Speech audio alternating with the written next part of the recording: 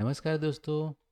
आज की इस वीडियो में हम लोग ई गवर्नेंस पे जो यहाँ पे प्रश्न दिए हैं उसको हम लोग यहाँ पे सॉल्व करेंगे। तो यहाँ पे ई गवर्नेंस पे एक स्टेटमेंट दिया है और फिर दूसरे पार्ट में यहाँ पे पूछ रहा है कि ई गवर्नेंस को आ, जो हमारे आउटकम हैं वो इतने ज़्यादा इन्हेंस नहीं हो रहे हैं, उसके लिए क्या क्या हर्डल है।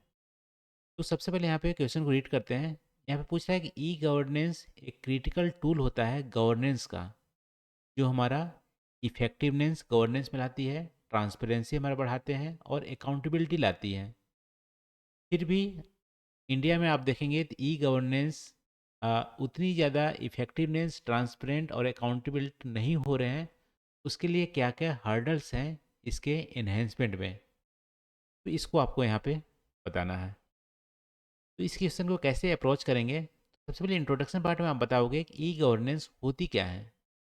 फिर बॉडी पार्ट में बताएंगे कि ई गवर्नेंस कैसे इफेक्टिवनेस बढ़ाती है, ट्रांसपेरेंसी इन्हेंस करती है और अकाउंटेबिलिटी को लाते हैं।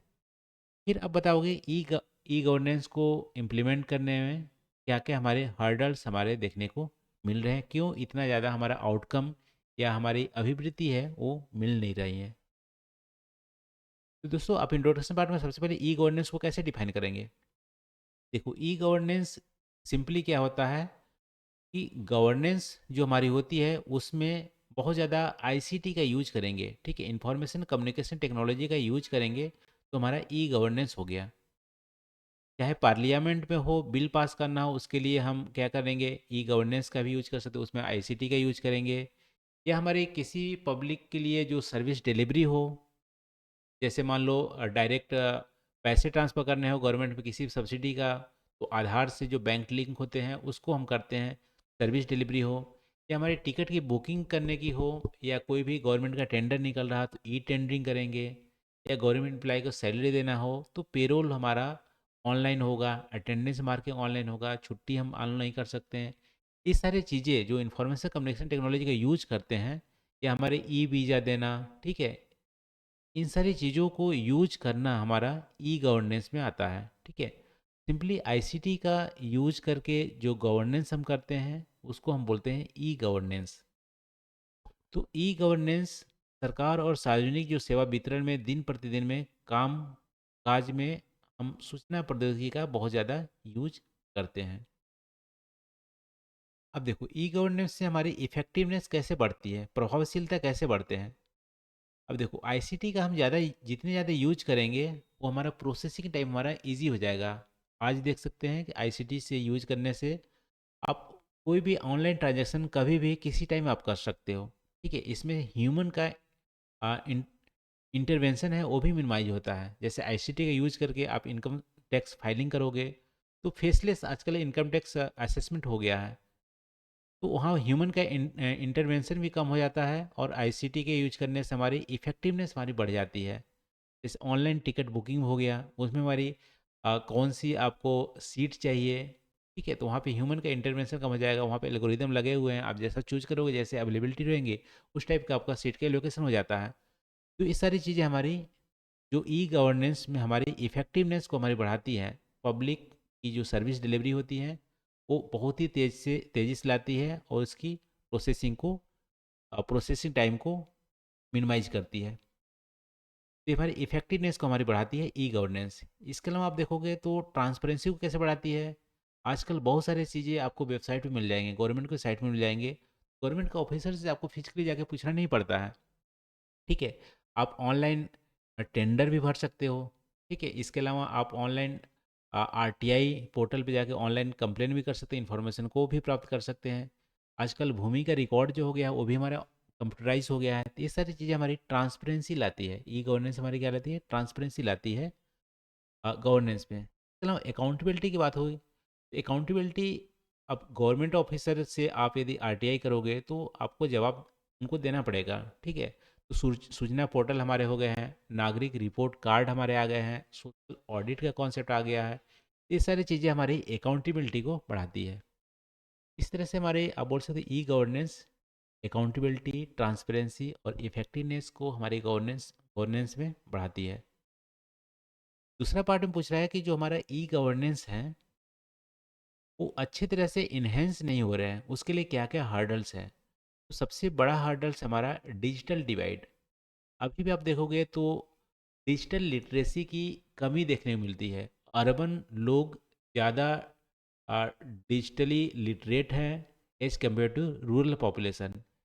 प्लस कुछ कम्युनिटी जो हमारी जैसे SC ST हो गया, इसमें बहुत सारे जो कम्युनिटी हैं जैसे ह्यूमन हो गया, उसमें आपको डिजिटल लिटरेसी की कमी देखने को मिलेगी। तो यहाँ पे सोसाइटी में डिजिटल डिवाइड देखने को मिल रहे हैं, इसकी वजह से अनइक्वल एक्सेस है फॉर इंफॉर्मेशन नॉलेज या इन्फॉर्मेशन टेक्नोलॉजी का। इसकी वजह से ई गवर्नेंस को इम्प्लीमेंट करना भी मुश्किल हो जाता है, और ई गवर्नेंस में जो भी हमारी फैसिलिटीज़ अवेलेबल हैं उसको इक्वल एक्सेस पब्लिक करती है। तो इम्प्लीमेंट करना और प्रोसेस करना और उसको अवेल करना, इसमें भी हमारी प्रॉब्लम क्रिएट करती है डिजिटल डिवाइड। इसके अलावा आपको ब्यूरोक्रेट जो हैं वो रेसिस्टेंस पैदा करते हैं, यानी कि इंफॉर्मेशन टेक्नोलॉजी को एडॉप्ट नहीं करते हैं और ना ही इम्प्लीमेंट करने देते हैं। इससे एग्जाम्पल के तौर पे बहुत सारे अभी भी स्टेट गवर्नमेंट में आप देखोगे तो पेरोल अभी भी फिजिकली प्रोसेस होता है, यानी कि उनका अटेंडेंस जो है ऑनलाइन मार्क नहीं होता है, अटेंडेंस ऑनलाइन प्रोसेस नहीं होता है, पे स्लिप भी ऑनलाइन नहीं आता है, फिजिकली आता है। ठीक है, इस टाइप का अभी भी आपको यहाँ पे ब्यूरोक्रेटिक रेसिस्टेंस देखने मिलती है ई गवर्नेंस को बढ़ावा देने के लिए। ये भी हमारा हार्डल है इम्प्लीमेंट करने में। इसके अलावा लिमिटेड कनेक्टिविटी, अभी भी बहुत सारे एरिया हैं जहाँ पे इंटरनेट की कनेक्टिविटी बहुत ही अच्छी नहीं है। ठीक है, यदि इंटरनेट की कनेक्टिविटी है भी तो वहाँ पे स्पीड उतना अच्छा नहीं है। इसके अलावा हमारे बिजली की जो सप्लाई है वो भी हमारा बाधित होता है।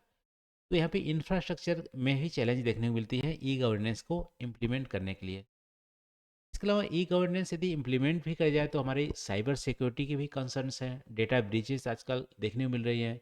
अभी न्यूज में आया था कि अमेरिका में जो डार्क वेब है वहाँ पे आधार के डिटेल्स सेल किए जा रहे थे।